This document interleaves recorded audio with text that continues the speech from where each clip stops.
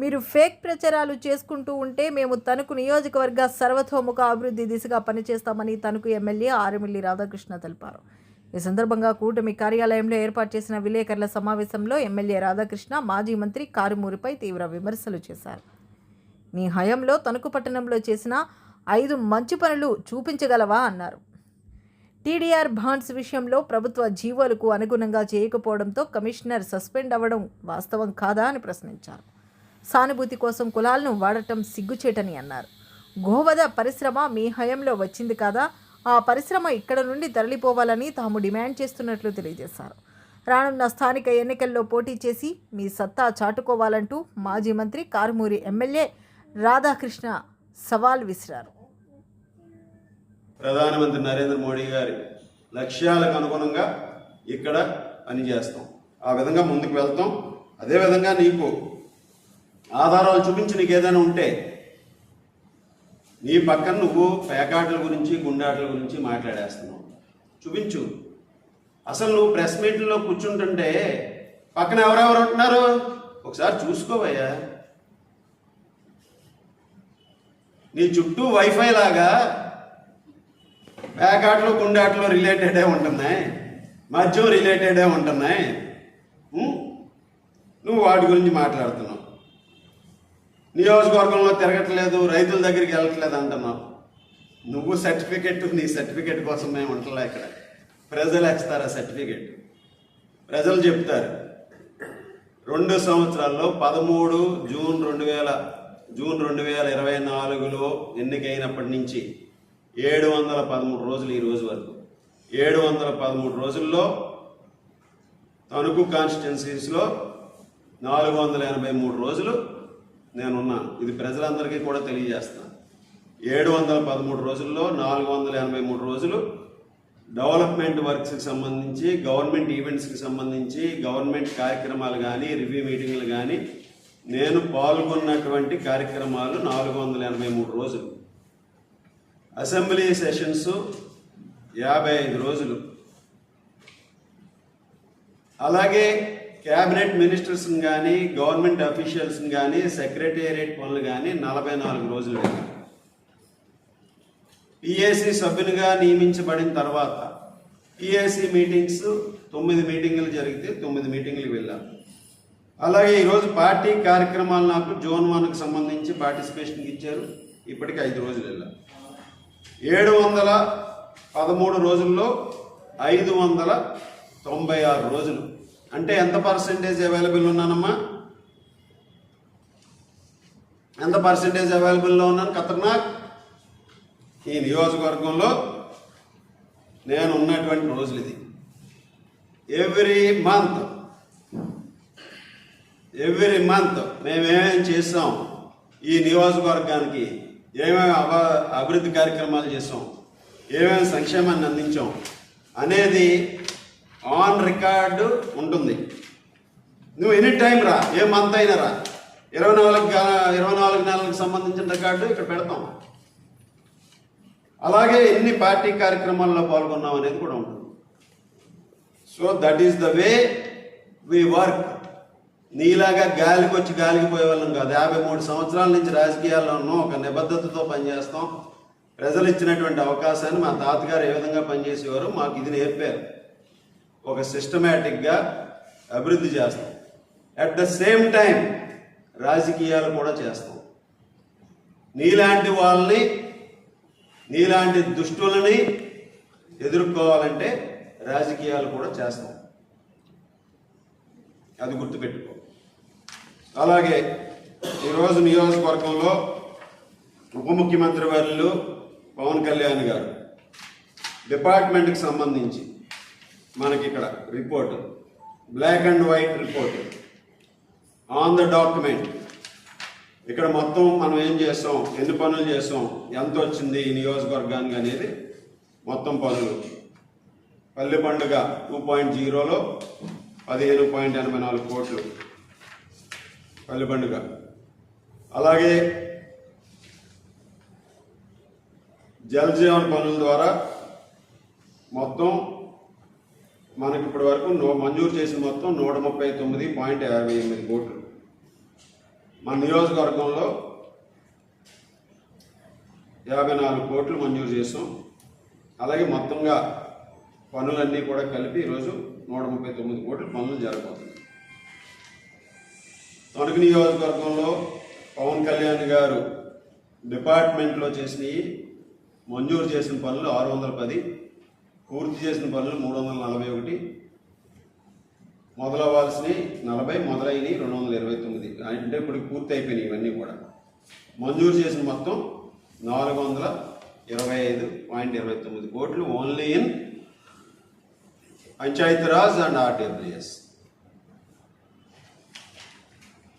So ఈ విధంగా పంచాయతీరాజ్ గ్రామీణాభివృద్ధిలో మనం చేసుకున్నటువంటి పనులు. సో ఇది ఒక ప్రగతి నివేదికను కూడా మేము ఈరోజు అదే వెంకటేశ్వర స్వామి పాదాల సాక్షిగా నువ్వు చేసినటువంటి దుర్మార్గం,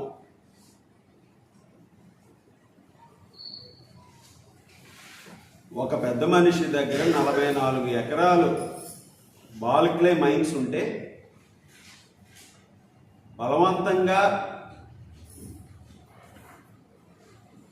దాదాపు 15 నుంచి 20 ఎకరాలు అంటే 8 హెక్టార్స్ బాల్క్లే మైన్స్ని ఎవరికి ట్రాన్స్ఫర్ చేయించావు? ఖతర్నాకు ఎవరి పేరున ఉంది ఈరోజు? ఏ విధంగా చేశారు పాపం వాళ్ళు? ఏ విధంగా బెదిరించి నువ్వు, నీ మంత్రివర్గ సహచరులు, నీ మార్గదర్శకులు ఏ విధంగా వాళ్ళతో బలవంతంగా చేయించి ఎవరికి ట్రాన్స్ఫర్ చేయించో అవన్నీ కూడా చెబుతా తర్వాత, ఉంది రికార్డు. ఈరోజు బాల్క్లే మైన్స్లో చేసావు. చింతలపూడిలో ఫోర్జరీలతో స్థలాలు ఆక్రమించి అక్కడ కాంప్లెక్స్లు కట్టే స్టేజ్ ఎక్కడి నుంచి వచ్చింది బాబు నీకు? ఖతర్నాక్. సో ఈ విధంగా నువ్వు చేసినటువంటి దుర్మార్గాలు 1 కాదు 2 కాదు చాలా ఉన్నాయి. అసలు నీ రాజకీయ జీవితమే ఒక అరాచకమైనటువంటి జీవితం. అసత్యాలతో, అబద్ధాలతో ప్రజల్ని మభ్యపెట్టి ప్రలోభాలకు గురి చేసి అంచెలంచెలుగా ఎదిగావు. అక్కడి నుంచి మరలా నీ పతనం తణుకు నియోజకవర్గం సాక్షిగా చేశారు.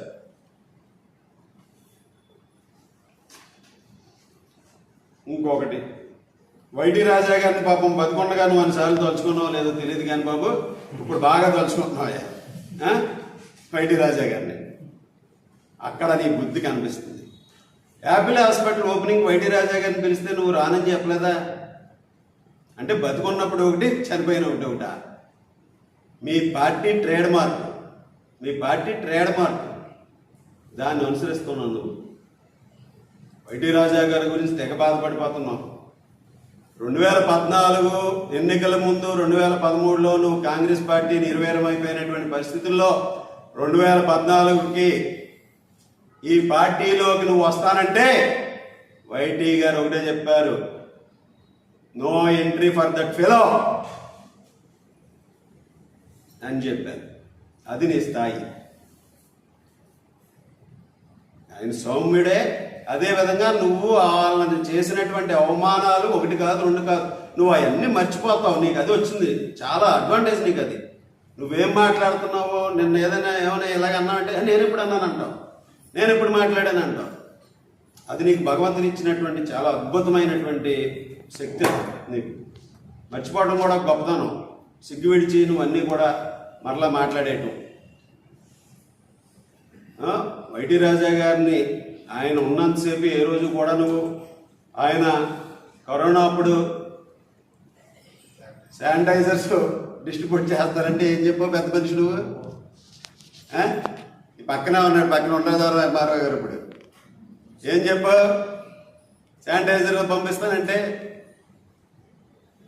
అంత దుర్మార్గుడివి ఈరోజు నీకు వైటీ రాజా గారు. అంటే కమ్మవారి ఓట్లు నీకు ఇప్పుడు కావాలి. కమ్మవారు నీకు అంత 1 సైడ్ అయిపోవాలి. మాకు తెలుసు ఈరోజు. అంటే వైటీ రాజా గారు పెద్ద మనిషి. ఎస్, ఆయన కేవలం రాజకీయ నాయకుడు కాదు ఆయన, అభివృద్ధి మంత్రంతో పనిచేసినటువంటి నాయకుడు. నీలాంటి దుష్టులు చేసేటటువంటి రాజకీయాలు ఆయనకు తెలియదు. నువ్వు చేసేటటువంటి నీచ రాజకీయాలు ఆయన రాడు అందులోకి. నేను ఇందాక చెప్పాను కదా, బురద ఎక్కడో తల్లి అది వేస్తే ఆయన తుడుచుకోడు, కానీ నేను తుడుచుకుంటా నువ్వు వేస్తుంటే. ఐఎమ్ రెడీ నువ్వు వేస్తే. సో నువ్వు వైటీ రాజా గారు అంటున్న పాపం ఆయన ఆత్మ కూడా ఘోషిస్తుంది. నువ్వు ఆ మాట మాట్లాడు దయచేసి, ఇంక చాలు ఇప్పుడు వరకు మాట్లాడింది. నువ్వు చేసింది, ఆయన ఉన్నంతసేపు నువ్వు చేసిన నిర్వాహం చాలు. యాపిల్ హాస్పిటల్ ఇప్పటికీ ఉంది కదా అక్కడ, మాట్లాడి వెళ్ళి అడుగు, గుర్తు చేసుకో. ఆ రోజు వాళ్ళు పిలుస్తానంటే నువ్వు కాదా అడ్డుకుంది. నువ్వు ప్రెస్ మీట్లు పెట్టి తిట్టింది బయటికి రాకుండా 2013లో 2014లో 2014 జనవరి నువ్వు పార్టీలోకి రావడానికి నీ ప్రయత్నాలు ఏ విధంగా చేసావో తెలుసు. ఆ రోజు వైటీ రాజా గారు ఒకే ఒక మాట చెప్పాడు. సో ఆ విధంగా నువ్వు కావాలితే ఆ రోజు నీ కొలీగ్స్ ఉన్నారు, కొలీగ్స్ని కూడా అడుగు.